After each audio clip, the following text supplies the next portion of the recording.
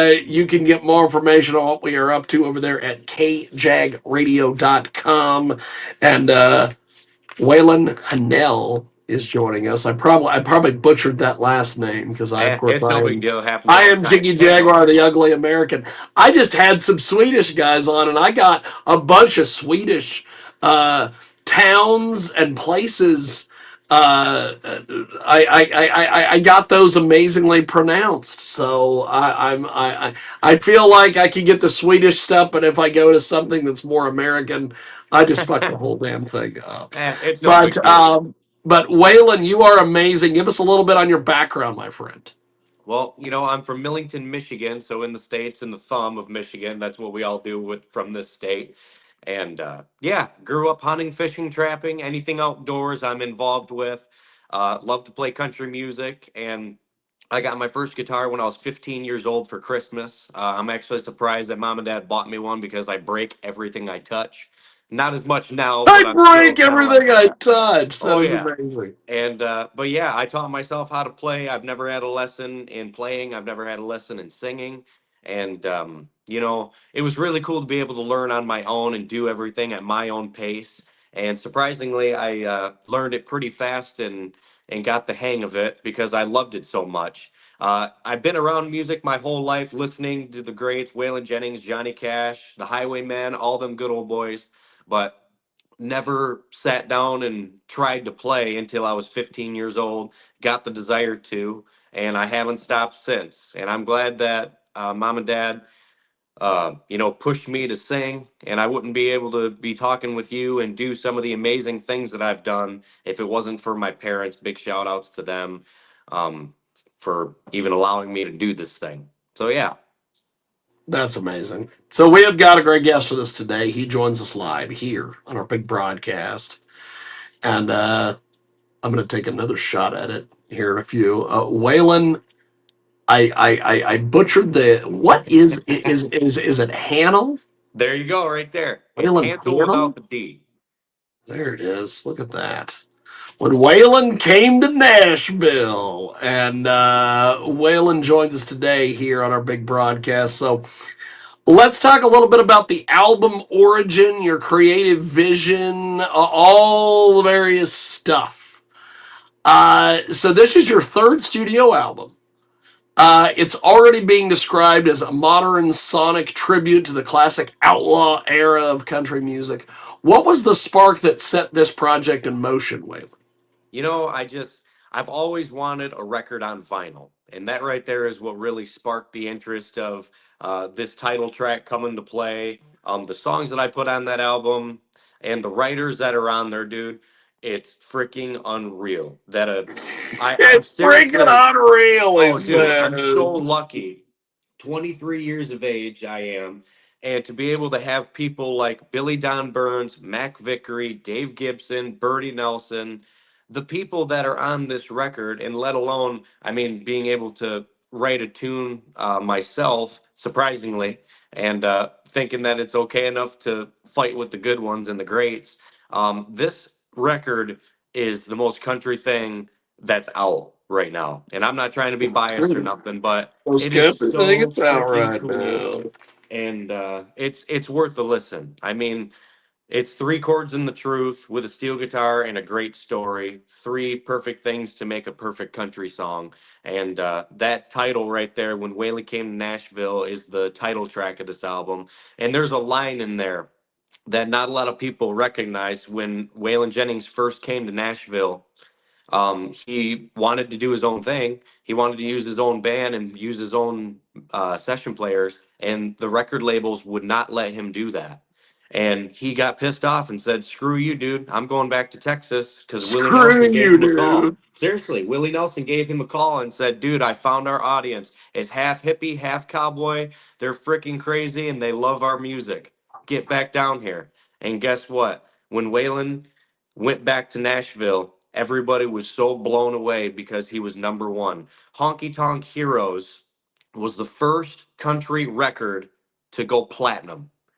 That was literally the first record in country music to sell a million and go platinum. And it was Waylon Jennings, Tom Paul Glacier, Willie Nelson, and Jesse Coulter. So there's something to be said about that. And that right there is the reason why I pay tribute to the greats and release an album like this. It's tried and true to what I believe in, and these songs really reflect my views, man. That is amazing. Yeah. We have got a great guest with us today. He joins us live here on our big broadcast. The amazing artist is with us today. Waylon, you have put a lot of time and effort into this album. You've said, you know, just what you were saying earlier, three chords and the truth, steel guitar and a great story. What truth were you chasing while making this record, my man? Just trying to be truthful to myself, maybe a little too truthful, but I have to be real. I don't like to fake nothing, even in my posts and all that kind of stuff when I'm, on Facebook and Instagram, TikTok. It's all me. And I don't like to fake nothing because in this business, brother, you can really tell if somebody's trying to fake it. And there's no authenticity in it. You can really tell if somebody's not enjoying being on stage, not enjoying what they're doing. You have to be comfortable in your own skin, man. You really do. And I'm fortunate enough to have a great family behind me with support, loving friends and fans, and, write music and play music that I love. I don't have to go out there and play songs that I don't want to play because somebody told me to. I'm lucky enough that I get to play the exact type of songs that I like, and people enjoy it. I mean, it's the best of both worlds. I couldn't ask for nothing better. And just being truthful to myself is probably the coolest part that I can do in this whole thing. That's awesome. That's awesome. We have got a great guest with us today. He joins us live here on our big broadcast. Let's talk a little bit about the influence of outlaw country. Critics call you a quote unquote torchbearer for outlaw country. What does carrying the torch mean to you as a 23-year-old artist? Well, I mean, it's kind of weird. I wouldn't consider myself an outlaw or nothing like that, but I guess in a way, if you wanted to label me that, I appreciate it. Waylon Jennings is my biggest influence, and I'm named after him. I'm really happy to be. Dad won the battle on that one, so big shout out to him for convincing my mom to do that. But um, I guess being able to be free with my music and release the songs that I want to release and write the words that I choose to write, even if it's by myself or with other people, that right there is what started that whole outlaw movement.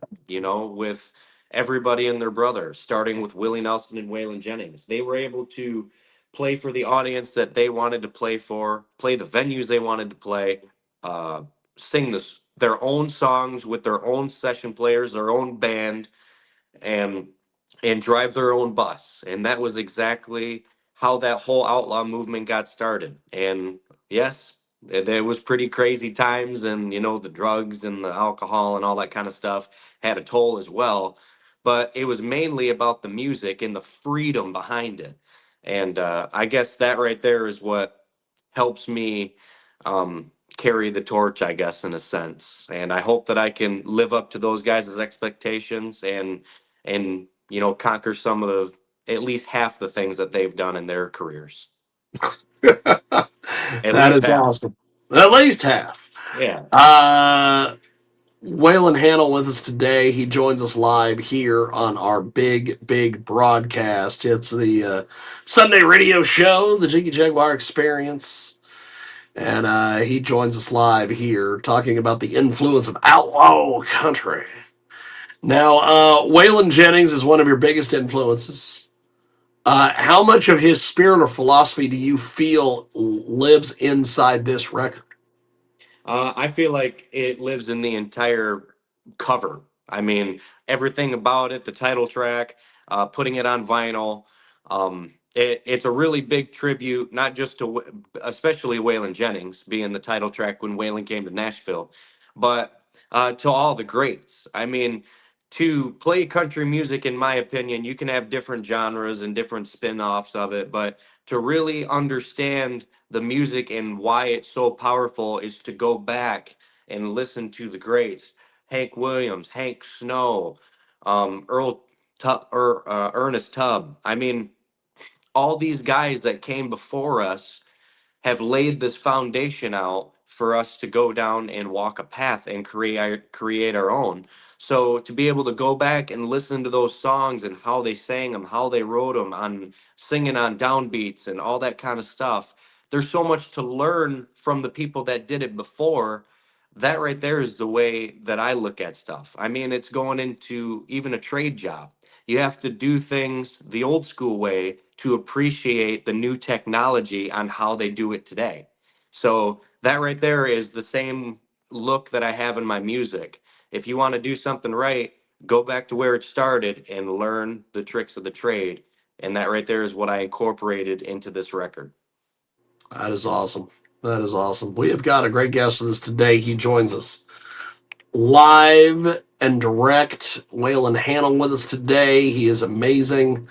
And he joins us live here on our big program. So, Outlaw Country is known for honesty, grit, vulnerability. Which track on this album pushed you the furthest emotionally, my friend? Definitely the song entitled Red Bricks. This freaking song, my steel player says it best. He goes, "It'll bring a tear to a glass eye, dude." And it's true. I mean, Clear to a glass eye, baby. seriously, it's that powerful of a song, and it's a true story about one of the writers in it, and he actually wrote it. His name's Dave Gibson. If anybody doesn't know him, please look him up and then look this song up because it's freaking unreal. The first time I heard the song, I was at my favorite place in Nashville, and it's my favorite place because it's called the Local. It's off of Broadway, away from the craziness. You can actually go in, order a beer, sit down, and enjoy yourself and the original music. And Dave Gibson was on stage with Brian White, Bernie Nelson, and I believe Greg Crow. They were on stage together, and all writers that I know, and Dave Gibson was playing for a St. Jude's fundraiser. And me, my mother, and my father, we were all there. And he said, "I haven't played the song in about 15 years. I want to play it today. There's something about it that's bringing it out of me." And I listened to this song, brother, entitled Red Bricks. And I cried like a little girl. I mean, I just bawled my eyes out. It was so good. The story behind it. Um, there's a line in there. It says, "It's funny how you can cover up the past with a little paint." And that's just one of the examples on how powerful this song is. I had to watch him play it and really listen to the words to learn this song. I finally got the words down. A year later, I go back to the same place called The Local, and Dave was there on a Monday night playing. And I said, "Dude, people up in Michigan love your Red Brick song. I just want to let you know that I'm spreading the word." And he said, "Well, would you like to sing that song with me right now on stage?" And it just, my mind was blown. And I was able to get on stage with his guitar and sing the song with the guy that wrote it. And right then, after we got done, he said, "If you would cut that song, I'd be honored." And that right there was my mission. So being able to tell his story for the entire world when he could have chose anybody else, it almost makes me want to cry. I have goosebumps right now just talking about it. Absolutely amazing. Just absolutely amazing. We have got a great guest with us today. He joins us live here on our big broadcast. The amazing Waylon Hanel is with us. So let's talk a little bit about songwriting and collaboration, my friend. You wrote two songs on the record, Thinking About Drinking and My Name. What Mhm. personal stories or moments shaped those tracks? My name is actually pretty crazy. So it was written 3 years ago. It was a gentleman named Ethan Wynn and myself. We were down in Tennessee, and I was talking with a woman named Precious, and we were thinking about working together. Precious. I Precious, love yes, and that she is name. precious. Just a really nice woman, great woman, and she has a lot of connections down there. And I was fortunate enough to meet That's her, awesome. and she introduced me to this Ethan cat, and he came into the office the next day and he said, "Hey, man, I think that we should write." I'm like, "Cool." And I thought it was going to be down the road. And it was that day. He had a couple hours to spare. And he's around my age. And we've never met each other before. And we're supposed to write a song. I mean, we don't know any backstory about each other. We won't have an idea. But we had a room to go to. So we sat down on the couch and a coffee table and got our phones and some pen and paper out. And I had a melody that I was, kind of tinkering with after 10 minutes sitting there with him. And he goes, I kind of like that. And he sang the first verse or the first line of the first verse, just right off the top of his head. And it seemed like it damn near wrote itself. I know it's very cliche and that's what everybody says, but once you're on a track with something, it really damn near just writes itself if it's a good song. And it's talking about sticking it to the man down there in that town. I respect Nashville. I respect everybody down there, but once in a while, it's really cool to get your way. And that right there is what this song is about. It's pretty cool, brother. That is amazing. That is amazing. We have got a great guest with us today. Waylon Hanel is with us. He joins us live here on your Sunday radio broadcast, coast to coast, border to border on iHeartRadio today. And of course, AMFM247.com, KJAGradio.com. And of course, I can say the P word because it is Sunday podcast. We can say podcast here. Our podcast is available on Spotify, TalkShoe, all the various places. So we're talking with Waylon Hanel today about songwriting and collaboration. You were talking a little bit about this Billy Don Burns individual. Um, what is it about his writing that resonates so deeply with you? I mean, the proof's in the pudding, dude. He's lived a very hard life, a very good life, and he's still kicking it. To be able to hang out with people like Waylon Jennings and Mac Vickery being one of his brother mans and writing songs with these people, Billy, he was always an outcast and never fit in, and that right there is exactly why he fit in with Waylon, Willie, Johnny Paycheck, Tanya Tucker. That's why he fit in because nobody else fit in, and it was just a perfect storm that formed. And Billy's writing is just it's as real as it gets. I mean, there's a song that I cut from him. It's called Keith Whitley Blue. Right there, the title is so good. Keith Whitley Blue. Are you freaking kidding me?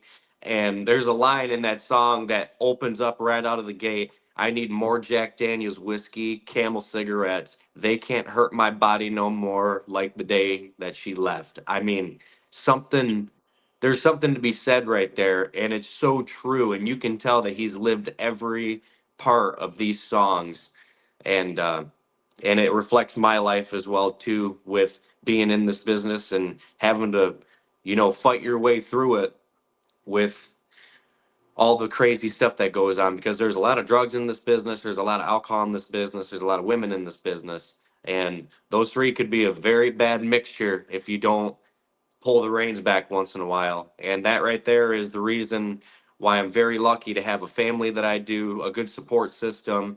And it's really good to be sharp as a tack when you're dealing with a lot of these people because there's a lot of snakes out there that want to take your money and get to you. So it's Yeah, really cool to be able to, just fight your way through it and play your music at the same time. So that right there is why I have so much respect for Billy and just the life that he's lived. The stories that he's told me.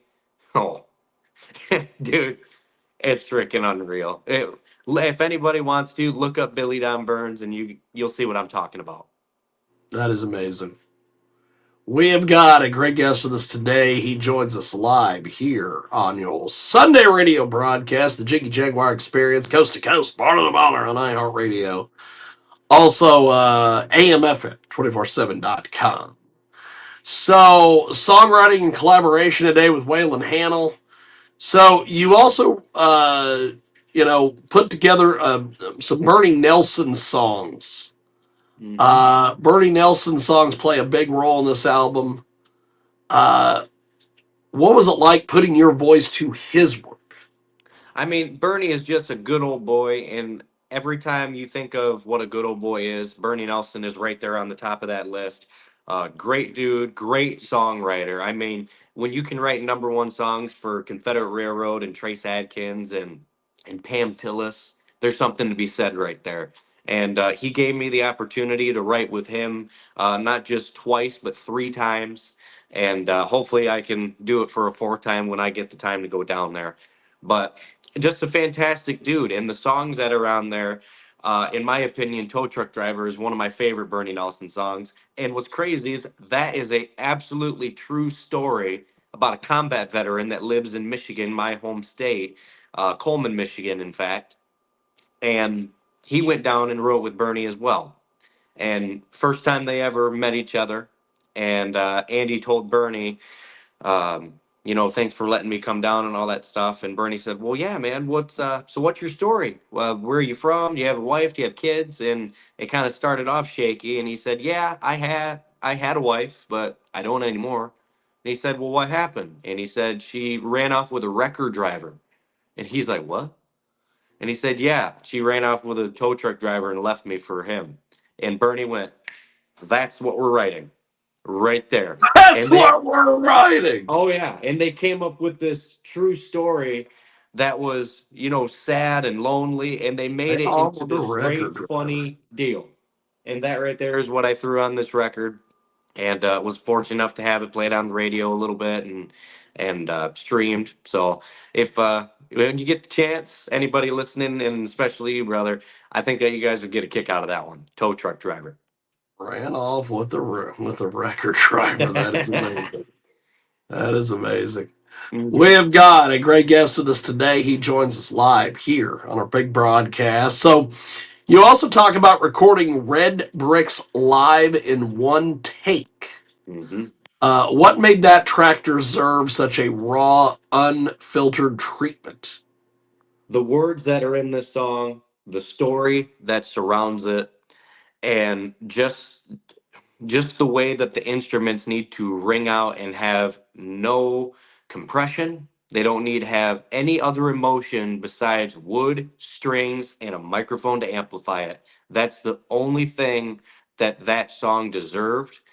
And when you listen to it, it brings chills to everybody in the room. And I'm not exaggerating nothing. That's exactly what that track does. And I told Dave Hagan, the engineer, he's mixed a lot of good people. And I know that he does his job well. And I told him, don't do nothing. Hit the button and go take a coffee break because That is amazing. this song is exactly what I want it to be. And I've recorded that song one other time a year prior with a band. And it turned out great. The session players did great, but it wasn't exactly what it needed. And I was willing to burn a little bit more money and record it the way that it should have been. And dude, that right there is as outlaw and as free as it can get if you want to put a label on it. I mean, raw, uncut, one live take. That right there is freaking cool. That is amazing. We have got a great guest with us today. He joins us live here on our big program. Let's talk about the sound and the production of what you do there, my friend.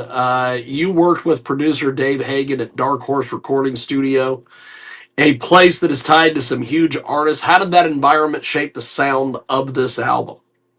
I mean, the biggest thing was the session players that I brought in and Dave brought in as well. I mean, these cats are just so freaking good. They they can hear the demo tape that you record and they put their own personal opinion, excuse me, their own touch on it, what they think that should be done, and it's just free. I mean, everybody in the room is just there to do the same thing, put out a badass song, and that's exactly what we did with this record, dude. It's awesome. Steve Henson on electric guitar and pedal steel guitar, Carl Miner and Spence Peppard on acoustic guitar and a little bit of electric, Dennis Holt on drums, and Louis Esfiolat on bass. I mean, those cats are so good, and I'm just really happy that they took their time out of their day to come in and cut these songs with me because without them, I wouldn't have been able to create the sound that I wanted. Put my guidance in there to say, hey, I think that this lick should sound like this. Maybe a little slower tempo. Pick up the bass. Dave, turn that up. It's just, it's very free, and there's nobody breathing down your neck to tell you exactly what to do. It's let's give this a shot and see what the hell happens. And that right there is this album right here. Free, loose, good music. We have got a great guest with us today. He joins us live here on our big broadcast. Waylon Hanel is with us. He is amazing. And he joins us here on our big program. So, the final track, My Name, was recorded earlier at Omni Sound before the studio closed. Does that give the track a sense of history or finality to you? I mean, to me, absolutely. I mean, Omni Sound Studios is just legendary. And for me to go in there when it was still standing and it was still a hot place to be, I mean, Josh Emmons, Rory, the engineers that are there, great people. And hopefully I get to work with them again. And Rory mixed this song. Josh, he helped mix this song, and they're just cool cats. And I didn't want to release this song at first because I didn't feel like the prior albums had a place for it. I didn't feel like that song belonged and fit in.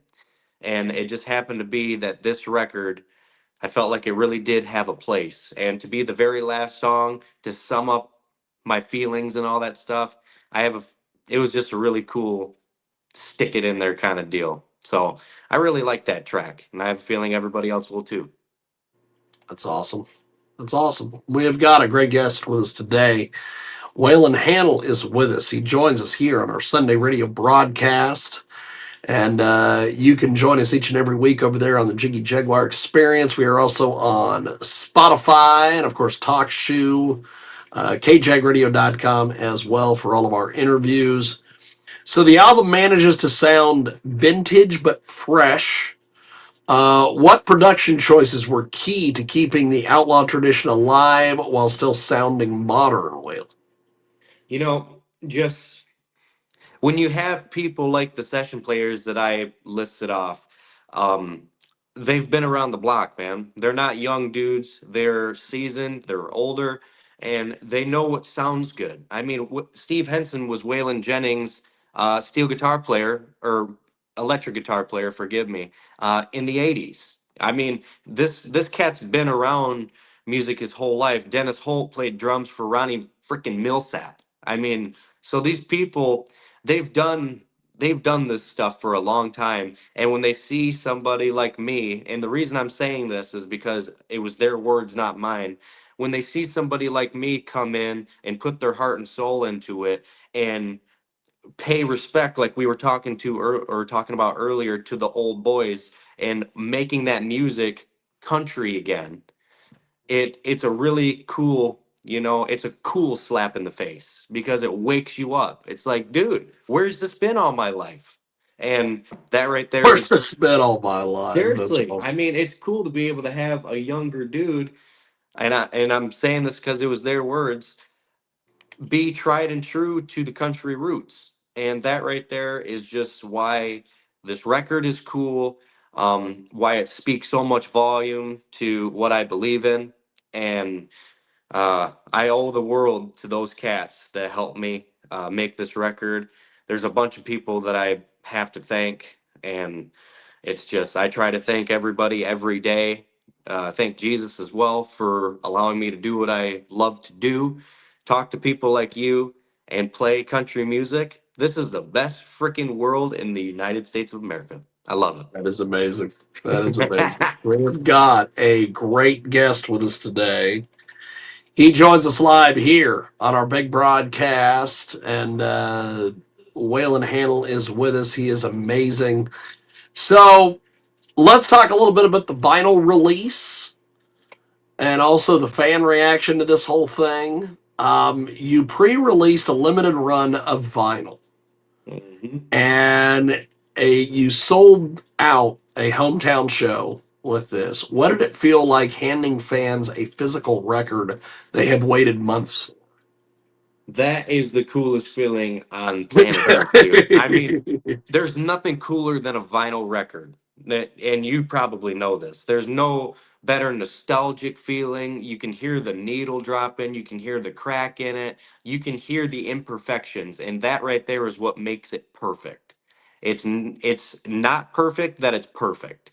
And that right there is what stands out to me with vinyl. This record deserved it. Of course, we put it on CDs as well, and you can find it on Apple Music, Spotify, Pandora, YouTube, anywhere you find music. This album will be there when Waylon came to Nashville. But with the songs that are on here, they're too freaking country not to put on vinyl. I would have been kicking myself in the ass if I didn't, and now I don't have to because it's already done, and we're No, gonna I be doing it don't again. have to. Yep. Oh, that's amazing. That is amazing. We have got a great guest with us today. He joins us live here on our big program. Absolutely amazing individual. Waylon Hanel is with us. And so vinyl is back in a big way, it seems. How important was it for you to have this album available in that format, my friend? You know, when you go to Tractor Supply and see vinyl records sitting there next to the licorice, I mean, it's kind of it's pretty cool to be able to see that. And that right there is what actually really sparked me to want to put a record on vinyl or an album on vinyl for a long time because they are coming back. I mean, you could buy a record player right now on Amazon for like $50 because they're coming back and they're new. And it's that old, it's that fresh but old nostalgic thing. And it's paying tribute to all those great guys. I mean, that's what it used to be was buying a physical record, signing the cover, signing that circle in the middle and just digging music. I mean, it's just so cool to be able to see a record. You know what I mean? A physical record. You hear stories about your grandpa saying, I have a record collection of all the greats, everybody. Leonard Skinner, Tom Petty, Waylon Jennings, Clint Black, Johnny Cash. I mean, there's there's so much cool feelings that go into a record. And I had to do it. I would have regretted it my whole life, especially with this album if I didn't put it on vinyl. And it's here, brother. It's here. That is amazing. We have got a great guest with us today. He joins us live. Waylon Hanel is with us. He is fantastic, and he joins us today here on our big broadcast. So, what has the early fan response been like for both longtime supporters and new listeners of your music? So far, I've been really, really fortunate to be able to have the following that I have. Um, Seems like everywhere in the state of Michigan that I go, um, somebody recognizes me or seems to know what I look like, and that could be bad. I could end up on the front page of the paper here soon, but we'll keep that out of here. But it's really cool to be able to have a positive impact, and that right there is what it all is. There's no negative stuff because I don't like to be a negative person. I love out the outdoors. I love my back straps. I love pickled bologna, and I love singing country music. I'm just a real raw dude. Um, just I just like to have fun, and I know I'm a goofy dude once in a while. But that right there is what makes me who I am. I'm not afraid to uh, say certain things. I'm not afraid to do certain things. I'm not afraid to get my hands dirty. And I'm really not afraid to play the music that I want to play. And for some reason, I feel like those people out there get me. And that right there is why they keep coming back to my shows. So, all the thanks to my fans. They're the ones that push me to do this. And I have nothing but respect to everybody out there listening to me. That is amazing. We have got Waylon Hanel with us today. He joins us live here on our big program. And music videos and visual storytelling. Let's chat with you about that, my friend. You've got some new music videos coming down the pipeline. Tow Truck Driver is the title track. What stories or visuals can fans expect from you, my friend? Well, I mean, this right here is just going to be the little insider vision. The first line of tow truck driver is, well, my baby ran off with a tow truck driver. They got a little double wide down in Carolina. I mean, that right there should just paint a picture, poof, right in your head. And this video is funny, it's original, and It's everything a country song should be: a great story, steel guitar, having fun, and it'll be a visual, all right. It'll be a good one. I can't wait for that to come out. It's probably going to be coming out after the new year, maybe in the late winter, early spring, somewhere around there is when I want to release it. And shot down in Nashville, a lot of fun. Carl, my brother man, and his buddy shot it, and just great dudes to work with, and the story behind it is just unreal too. So be on the lookout for that one, and also the title track "When Waylon Came to Nashville." That's another music video that we're going to be releasing. So there's a bunch of stuff in the works, and I can't wait to release more new music in the new year as well. Absolutely amazing. It is Waylon Hanel. He's with us today here in our program. So, how do you translate outlaw country that seems to be so rooted in feeling and gut into music videos, visuals? I mean, uh, I it's kind of weird, man. I mean, I wouldn't put a label on, having to do it so, looking pissed off and all that kind of stuff. It's the reason outlaw music got started is just freedom, being able to do the things you want, play the songs that you want, hang around the people that you want. And that right there is what I'm incorporating into my music. I play the clubs that I want to play. I hang around the people I want to hang around. I shoot the deer that I want to shoot. And it just, seriously, it's just raw, real stuff that, hey, you take it or leave it. If you're going to like this, you're really going to like it. And if you don't, you should probably listen to it again because it's going to change your mind. And it's that right there is how I incorporated the stories into these music videos, the actions, the timing, all that kind of stuff. And big thanks to Carl Weidman. I think it's Weidman or Weedman, who helped shoot this video and did shoot this video. So big thanks to him for putting all his input in and letting me express some of my true feelings about it too. And get ready for these two music videos: Tow Truck Driver and When Waylon Came to Nashville.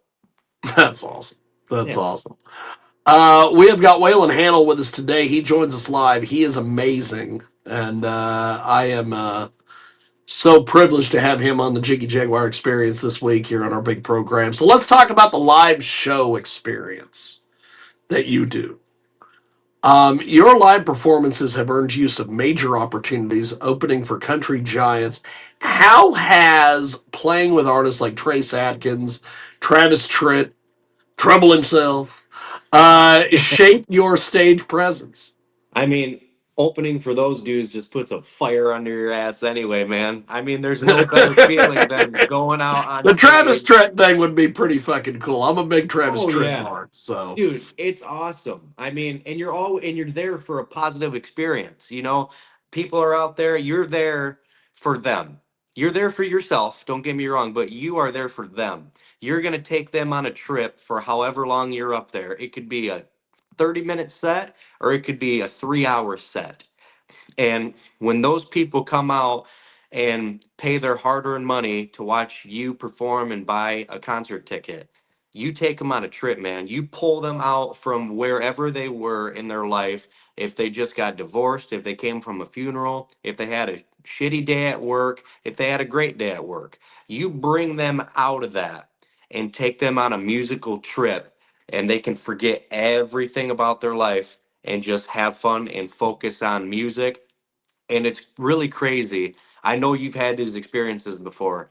Listening to a song that you used to listen to as a teenager or a little kid, and as soon as you hear that song, it brings you back to a moment in time where it's like, damn, I remember exactly what I was doing, how old I was, what time it was when that song was played.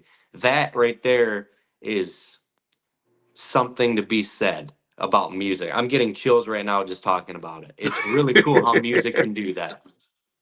we have got a great guest with us today. Waylon Hanel joins us here on the Jiggy Jaguar Experience, live and direct, and he is amazing. And we are patiently waiting on our next guest to get here. I see the predator himself has entered the waiting room. We will get to our to the predator to my pimp here in just a few. We have got Waylon Hanel with us today. He is amazing, and so you have some upcoming dates in Michigan and Arizona. Plus, you've got some shows with Creed Fisher, who I tried to interview a couple weeks ago, but for whatever reason, he couldn't get the StreamYard figured out. So we're going to bring him back on the old Zoom at some point.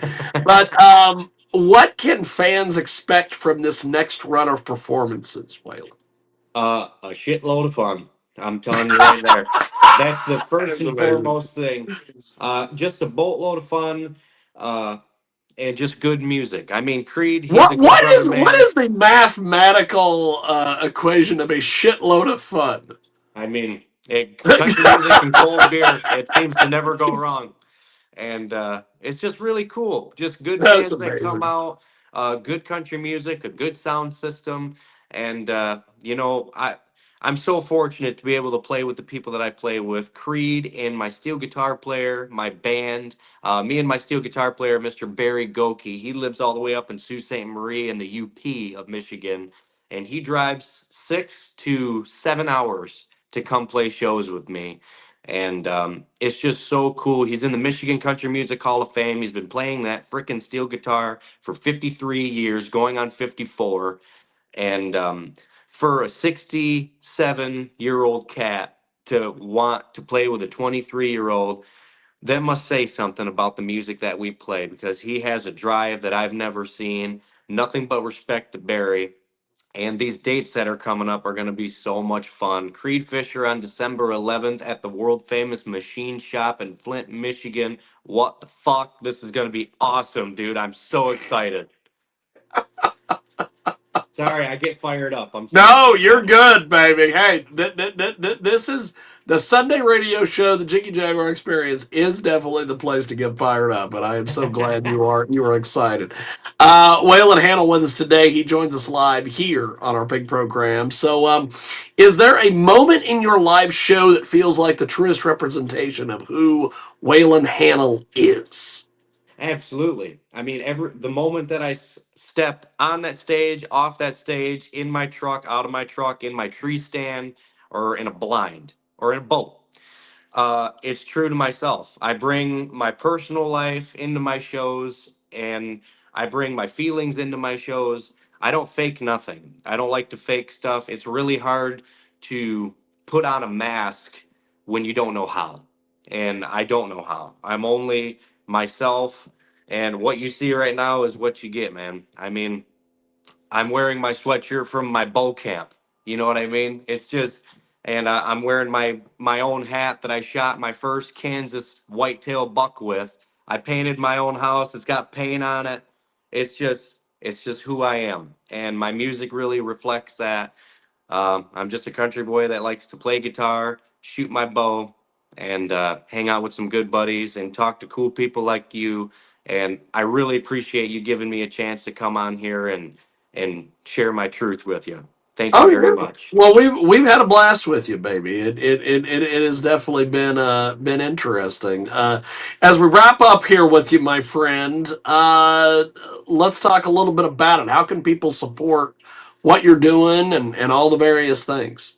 Hell yeah, man. If you go to my Facebook, Instagram, TikTok handles, they're all the same. It's my first and last name, Waylon Hanel, Waylon. Last name Hanel, Hanel. Music spelt the same way forever. And if you follow me on, the Facebook, the TikTok, Instagram, Oh, Facebook. That's right. hmm we post my schedule. We post my schedule in the first of every month. Did you say Facebook, dude? That's freaking funny. Hey, we had a guy. I'll have to tell this story. We had a guy that I used to help book musicians at his venue. He had an old moose lodge in Salina, Yeah. Kansas, and he called it the Muse Ballroom. And then when he started getting a bad reputation later on in life, he changed it to the Blacksmith Ball. Uh, People still understood it was the same place. Yeah. But that's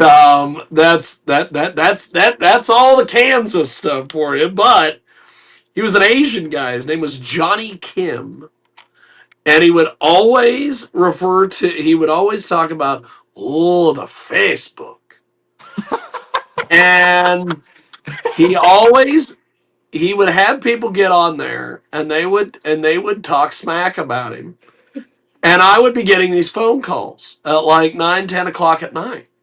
Now, he couldn't pronounce his J's, so it was a Z. So he always called me Ziggy. So he's always calling me on the phone. He's like, oh, Ziggy. And then he would talk about how there was people talking the shit about him on Facebook. Talking And he good would call shit. me up and he would be like, oh, Ziggy.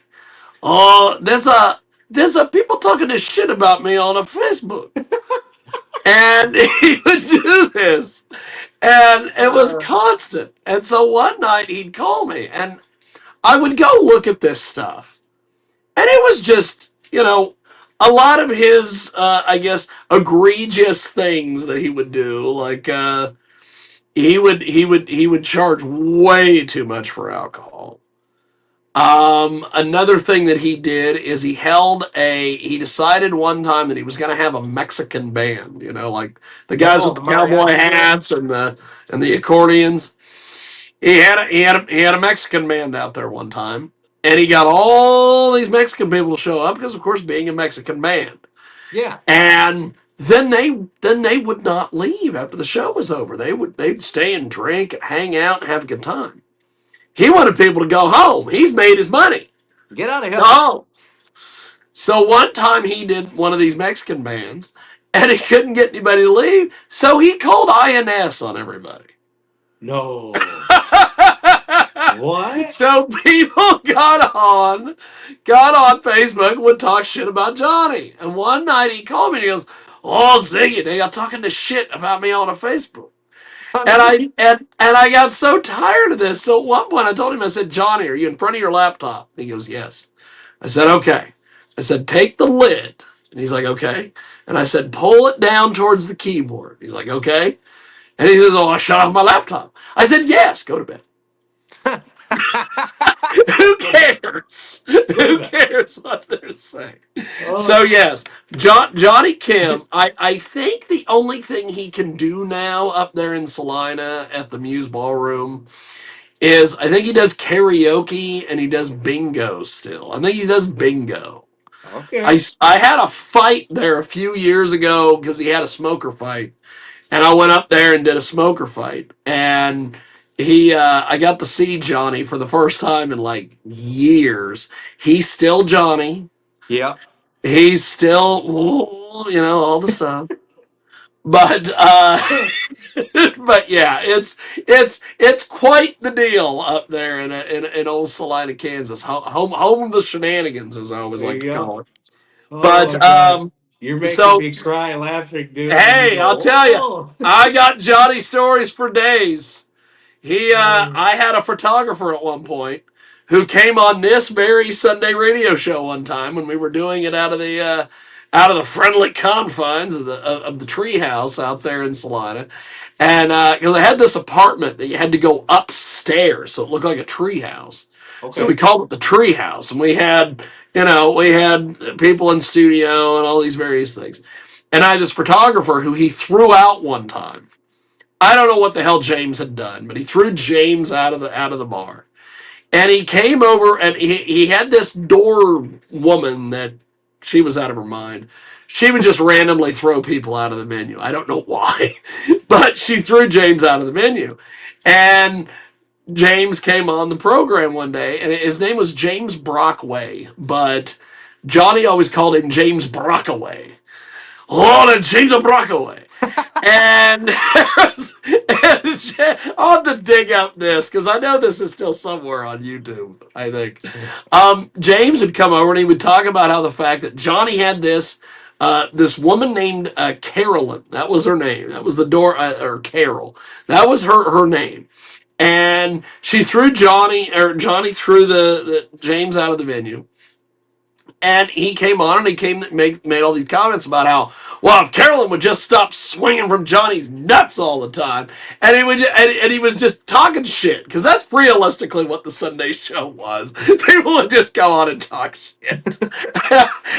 and and then we would interview guys like you, and porn girls, and all the stuff. We just have a blast. It's fun. So he did that one day. So at the end of the show, Johnny calls me on the phone, and of course I know the minute it comes across the thing, Johnny Kim, I'm like, oh boy, I know what this is. Yep. And he calls me up. He has this 30-minute conversation with me, explaining to me how proud of an Asian male he is, and how he would never let a woman swing from his nuts. And he was talking to me, oh, I don't know what the James O'Brockway thinks he's doing, but I am a very proud Asian man. And I would never let no woman swing from my nuts. And I had to explain all of this to Johnny. What? So I want to meet it's this cat. oh, we need. I'll tell you, if you ever get a chance, if you get your booking people to book you a show in Salina, Kansas, um, there's plenty of bars out there. There's the Paramount, there's the Stiefel Theater, there's all these various places. There's a lot of good country music venues. If you get a hold of me, if you are ever booked in Salina, you get a hold of me, and I will come up to Salina. We will do an interview, uh, and I will hunt down Johnny Kim, and I will get him to come to your show, Dude, I'm just so in. you can meet Johnny Kim.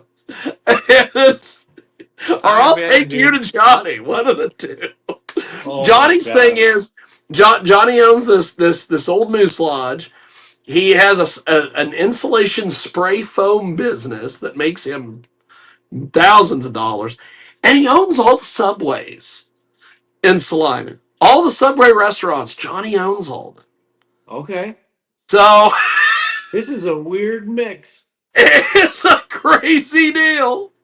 Crazy deal. He used to when he at one point he would get like rappers. He would do rap shows out there at the Muse Ballroom, and there was this local Mexican band. They were named Sick and Twisted, and Okay. there was three of them. It was two brothers and their sister. They were the Sick and Twisted, and Johnny would always refer to them as the Sick and the Twisted. Sick and twisted. So it was, yeah, I got Johnny Kim stories for days. Oh my Um, gosh. me and my buddy Ross Long, we met Johnny when he first opened the venue, and that's how we started doing interviews there. As we Okay. interviewed all the artists that he would bring in. And then Johnny got to the point where if he would have a problem, he would call Ross or he would call me. And it was like getting a call from like Commissioner Gordon on the Batman show. It's like, we got a call from Johnny, we got to speed out to the venue. And a lot of times it was just dumb crap that Yeah. Johnny was doing. Like the Budweiser guy was late with the order. I don't know what he thought me and Ross were gonna do. Really? I gotta call the Ross. He was always calling the Ross. And it was always like, what do you mean Ross gotta do? Your Budweiser guy's late with the beer order. I don't know what we're going to do, Johnny. When Johnny first opened the venue, and you'll enjoy this story. This is a good one. Johnny, of course, being the proud Asian male that he was, he has this wife who is, of course, subservient and all these things. She painted the whole building. He had her paint all the inside. She redid all the floors. Well, there was one time we went out there and it was 1,000 degrees outside. It was god awful heat. And we go out there. Of course, Johnny doesn't have the air conditioning on inside because why would we do that? We'll Yeah. gotta waste some of that subway money. Yeah. So gonna have to sell more meatball subs. But so we go in there and we were always seeing his wife doing something. She was painting the walls, she was waxing the floors, she was doing something. So we went in there one day and we're like, where's Johnny's wife? And we're like, talking amongst ourselves. We're like, "Where's Johnny's wife at? Where the hell did she go?" So we go up to the bar, and Johnny's up there, and he's just gotten done talking to somebody. He's booking something. God knows what Yeah. it was. He might have had bitchy bingo out there Bitchy with bingo. the trannies, which is a great concept. They have these drag queens show up and they do bingo. They call it bitchy bingo. It's Okay. amazing. It's amazing. so so they so Johnny, we're like, hey, where's your wife at? And he goes, oh, is she on the roof? And then he goes over and he makes Ross a drink and looks back at me and I said, oh, where's your wife at, Johnny? And he goes, I told you, she on the roof. She on And the then he roof. goes, what do you have? So he, makes me a drink. And we're standing there and we're like, where is your wife? So Ross finally goes, where is your wife? She's always doing something. And he goes, I've told you, she on a roof. So he takes us outside and we're looking up in the parking lot. We're looking up to the roof. Johnny's wife is up there in this suit, tarring the roof. No. She's up there tarring the roof. And it's like 1,000 degrees It's outside. 1,000 degrees out there. No. And at one point, Johnny looks at both of it and he goes, man, it's hot as hell out here. Let's go inside. So, and so we go inside. Oh Johnny god. Kim, amazing. Oh. Johnny is amazing. Johnny has had all sorts of things go on out there. He told me one time he wanted to get a band out there, a rapper. And I said, who do you want to have? And he goes, oh, the E40. And I'm like, E40. what? You're an E40 fan? He told me one time he wanted to get the Tekka 9 out there from Kansas City. Oh my gosh. It's great. He had this obsession with country artists for a while. He wanted to get Toby Keith, and I Oh, called cool. Toby Keith's agent. Johnny wouldn't have been able to afford Toby Keith. Yeah. And I went to Johnny and I said, well, this is what they want. And Johnny's like, no, no, no, make them go lower. And I'm like, no, they're not going to go lower. You're like, This dude. is Toby Keith. This is what it costs. Yes. Yep. Yeah. So Oh Johnny's my something gosh. else. But you are amazing. Thank you for having as much fun as you did with us Hell today. yeah, This has been dude. a blast. I am looking forward to more. And like I said, if you ever come near the state of Kansas or Missouri or Nebraska or any of these, areas, let me know. I would Absolutely. love to love to show up and hang out with you. It would be a blast. Oh yeah. Um, since you are in Nashville, I do want to give you a little bit of a pro tip. Um, get your booking agent to get in touch with the Red Shed Music Venue here in Okay. Hutchinson, Kansas. They do country music, and I think you would be great there. That Your sounds cool to outlaw me, man. country, all that stuff. Jeff and them would love the hell out of you. Okay. So get in touch with them and see if maybe you can get in there next year or year after or something like that. So That that'd sounds be good. cool to me, man. I'll Yeah, put that on and my to-do it's list. basically what it was. Is it started out as a guy who had a shed in his backyard and he brought in musicians, and then they got to the point where they had so many people coming to this thing they had to go build a building. So they built this giant red building that you can fucking see from space. So it You can is, see from space. it is quite the deal. The red shit. I always do. They put AstroTurf outside, Okay. and I'm always interviewing the artists at like the 40-yard line. It's the weirdest thing in the world, but I think you would have a blast. So get in touch with them or look it up on Facebook, the Red Shed Music Venue. I do other social media and stuff, so go check them out, brother. I would love to see I you there will. at some point. Will do. All right, brother. Well, I appreciate it. Thanks for doing this. By the way, but before we do this, I want to bring Giovanni in since he's going to be part of the show next coming up. Yes. Giovanni, sitting here listening to Waylon, do you have anything for him before we let him go? Well, no, I don't have anything for Wayne. I was checking out his website. I knew you were interviewing him. I liked his influences. I was very impressed by the fact that Waylon was very much self-taught in terms of a musician. And, as a country music fanatic myself from more of the Texas country scene, Robert Earl Keen, Casey Chambers, that sort of thing, it is always nice to see original artists doing their work, especially in the country genre. And being able to do it with a style and flair, and adding their own flavor to it, and putting a little bit more spice in the overall country music gumbo. Waylon, thank you for bringing your level of creativity to the game. And definitely I'm going to echo Jiggy. You need to play at the Red Shed. Even as a Texan, I know about the Red Shed. So yeah, definitely worth the trip. Well, thank you, brother. Yeah, I'm definitely gonna get in touch with them. I just like to have fun and kick some ass, dude. Let's do Uh, both of them. Kick some ass, and I dude. could That's not believe right. you gave him all the Johnny Kims. That's I hilarious. gave the Johnny Oh, Kim. I gave the Sweden, Johnny Kim oh, run That now. was the Oh, the funniest thing face, I've bro. ever it's hot as That heard. hell is. out here. Why? This How one's you tight. started just Oh. oh.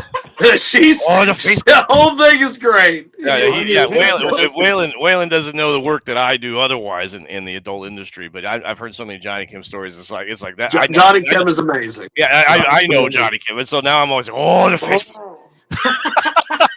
Johnny Kim, baby. All right, well, Waylon,